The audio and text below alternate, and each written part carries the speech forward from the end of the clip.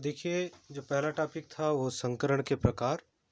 ठीक है, तो संकरण के प्रकार में पहला प्रकार है sp संकरण, दूसरा है sp2 संकरण, तीसरा है sp3 संकरण, चौथा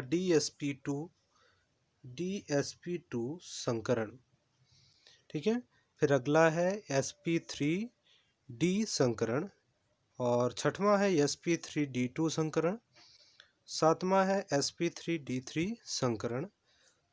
ठीक है, तो इस तरह से 7 संकरण के प्रकार इसमें है आपके सिलेबस में, और जिसमें से हम सभी का डिटेल पढ़ेंगे क्रम से। तो यहाँ पर पहला नंबर जो हमारा है, ठीक है, यानी पहले नंबर को सबसे पहले पढ़ेंगे। तो उसमें पहला जो है sp संकरण, तो होता क्या है, इसकी परिभाषा कैसे लिखेंगे। जब किसी परमाणु में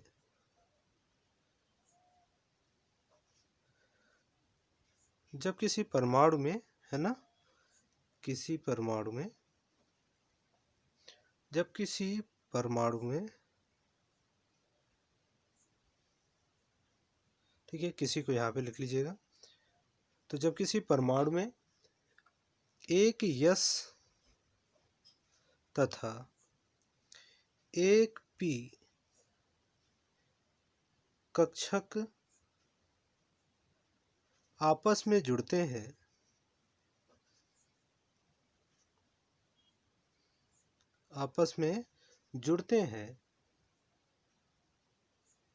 तो sp संकरण बनता है।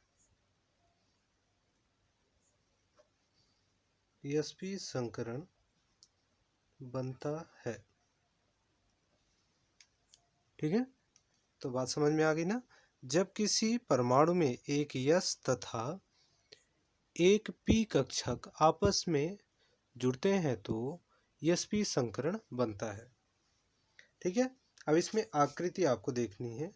तो इसकी आकृति, यस की आकृति आप सभी जानते हैं, ये कैसी होती है, गोलाकार। ठीक है, ये आपका जेड अक्ष हो गया, ये आपका वाई अक्ष हो गया, और ये एक्स अक्ष, ये आपका यस कक्षक है। ठीक है, फिर दूसरा है पी के लिए। तो पी जो होता है डंबल आकार का होता है, ये वाई अक्ष है। ठीक है, पहले डंबल का आकार बना लें। ये आपका एक्स अक्ष है, इसे आप ऐसे भी डिनोट कर सकते हैं, एक्स अक्ष, और ये आपका हो गया जेड अक्ष। ठीक है, तो ये दोनों मिल करके कुछ इस तरह से संरचना बनाते हैं।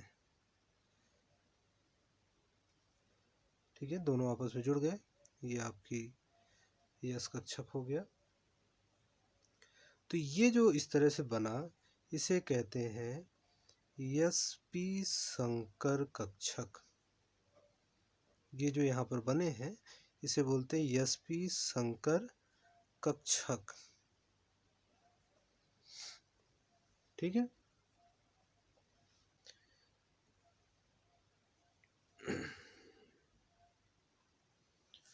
तो इसमें sp संकरण में आपने क्या पढ़ा कि जो हमारा sp संकरण होता है, जिसमें यस और पी जब मिलते हैं आपस में, तो क्या बनाते हैं, sp संकरण बनाते हैं। ठीक है, इनकी जो आकृति होती है वो कैसी होती है, रेखीय। इनकी जो आकृति होगी वो कैसी होगी, रेखीय। ठीक है, sp संकरण वालों की, चाहे जो भी हो, कोई भी परमाणु होगा sp संकरण के अंतर्गत, उनकी जो आकृति होगी वो कैसी होगी, रेखीय होगी। उदाहरण के लिए बेरिलियम क्लोराइड। ठीक है, बेरिलियम क्लोराइड। तो बेरिलियम क्लोराइड का सामान्य इलेक्ट्रॉनिक विन्यास आपबाउ के नियम अनुसार 1s2 2s2 होता है, अर्थात इनके बाह्यतम कक्ष में कोई भी इलेक्ट्रॉन अनपेयर्ड नहीं होते। तब ऐसी कंडीशन में संकरण का जो संकरण की मेन अवधारणा है वह कोई भी संकरण तब देगा जब वह होगा किसमें, उत्तेजित अवस्था में। कब देगा संकरण, जब उत्तेजित अवस्था में होगा। तो जब बेरिलियम को गर्म किया जाता है तो होता क्या है, यह उत्तेजित अवस्था में हो जाता है और अपना जो एक इलेक्ट्रॉन जो 2s में गया हुआ था, ठीक है, तो चूंकि आप बाउ के नियम में देखा होगा 2s 2p दोनों आते हैं, तो क्या करता है एक इलेक्ट्रॉन, यहाँ पर देख लीजिए, अब पाउली के अपवर्जन नियम के अनुसार है ना, तो उसमें देखेंगे कि बेरिलियम के 4 जो इलेक्ट्रॉन है वो पहला 1s में गया है और दूसरा 2s में गया है, ठीक है, 1s में है और 2s में है। इसी तरह बेरिलियम 4 का अगर देखेंगे तो 4 वाले में उत्तेजित अवस्था पर, ये एक्साइटेड अवस्था पर रहेगा, ठीक है, किस पर, उत्तेजित अवस्था पर। तो बेरिलियम 4, ठीक है, तो इनके जो इलेक्ट्रॉन उत्तेजित अवस्था में क्या होते हैं, यह इलेक्ट्रॉन जो 2s में एक क्लॉकवाइज में है, एक एंटी क्लॉकवाइज में, तो एंटी क्लॉकवाइज वाला कहाँ चला जाता है, इसको ट्रांसफर कर देता है उत्तेजित अवस्था में, क्या, एक इलेक्ट्रॉन पी कक्षक में चला जाता है। तो यहाँ पर 2s1 बचता है, जो कि यहाँ पर क्या था, 2s था, तो यहाँ पर क्या बचता है, 2s1, और जब एक इलेक्ट्रॉन इसमें चला गया तो 2px1 इसमें भी आ गया। तो जो अनपेयर्ड इलेक्ट्रॉन है जो उत्तेजित अवस्था में, यानी जिन कक्षकों में इलेक्ट्रॉन भरे गए हैं उनका नाम लिख देते हैं। तो आप देख सकते हैं कि एक इलेक्ट्रॉन जो है, इसमें एक इलेक्ट्रॉन s में गया है और एक ही इलेक्ट्रॉन p में गया है, तो इसलिए यह कौन सा हो जाता है, sp संकरण। क्या कहलाएगा ये, sp संकरण। फिर इसको आगे जैसे यहाँ पे मैंने बना के दिखा दिया है कि sp संकरण क्यों होगा, क्योंकि ये आपस में जुड़ जाते हैं। तो यानी कि आपका ये 1s कक्षक 2s और 2p साथ में जुड़ते हैं, लेकिन p में अब इसमें गणना करनी है। s में चूंकि एक इलेक्ट्रॉन गया, सॉरी s में दो इलेक्ट्रॉन थे तो एक इलेक्ट्रॉन बचा, और p में एक जो उत्तेजित अवस्था वाला इलेक्ट्रॉन था वो पहुंचा। इसके कारण यानी एक s का इलेक्ट्रॉन और एक p का इलेक्ट्रॉन मिल करके sp संकरण बनाते हैं, ठीक है। अब देखिए यहाँ पर इसकी आकृति पर जाते हैं, तो क्लोरीन के बाह्यतम कक्ष में आप सभी जानते हैं एक इलेक्ट्रॉन की कमी होती है ना। तो एक इलेक्ट्रॉन की जब कमी होगी तो एक इलेक्ट्रॉन या किसी न किसी से लेगा, तो जब लेगा तो क्या करेगा, लेने के पश्चात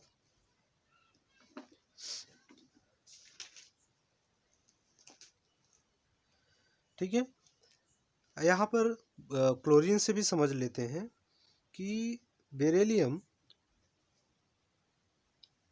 हमारा जो होगा, बेरिलियम के बाह्यतम कक्ष में उत्तेजित अवस्था पर, है ना, आपको बता ही दिया कि 2 इलेक्ट्रॉन अनपेयर्ड हो जाएंगे, ठीक है।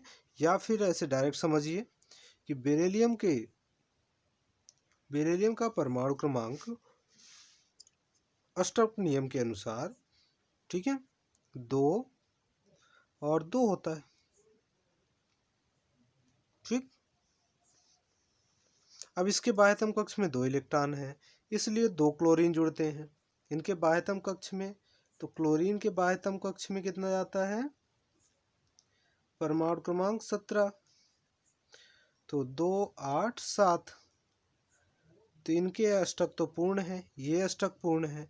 अब इसमें ये अधिक वाला हो गया ठीक है, और यहाँ पर चूंकि 2 क्लोरीन है तो एक इस वाले क्लोरीन को चला जाएगा, एक Cl को और एक Cl को, अर्थात इसमें -1, इसमें भी -1, एक इलेक्ट्रॉन की कमी है, तो इन दोनों इलेक्ट्रॉन को एक एक क्लोरीन क्या करते हैं, ले लेते हैं, ठीक है। लेने के पश्चात जब ये ले लेंगे तो आपके जो इलेक्ट्रॉन बचेंगे वो क्या होते हैं, इस संकरण बना देते हैं जो यहाँ पर लिखा गया है। अर्थात एक क्लोरीन का और एक बेरिलियम का, ठीक है। इनके बीच का जो कोण होगा, आप यहाँ पर देख सकते हैं, बेरिलियम के बीच, बेरिलियम और क्लोरीन दोनों परमाणुओं के बीच में, यानी दोनों क्लोरीन के बीच में 180 डिग्री का कोण बनता है।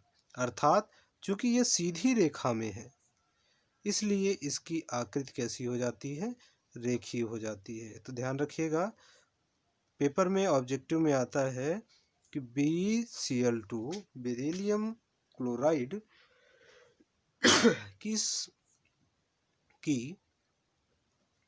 संरचना कैसी होती है या संरचना होती है। तो आप क्या लिखेंगे उत्तर में, रेखीय होती है। तो इसको याद जरूर रखिएगा, ठीक है। ये इंपॉर्टेंट क्वेश्चन है ऑब्जेक्टिव के तौर पर, ठीक है। तो sp में यानी एक इलेक्ट्रॉन, एक s कक्षक का इलेक्ट्रॉन और दूसरा p कक्षक का इलेक्ट्रॉन मिलकर के sp संकरण बनाते हैं।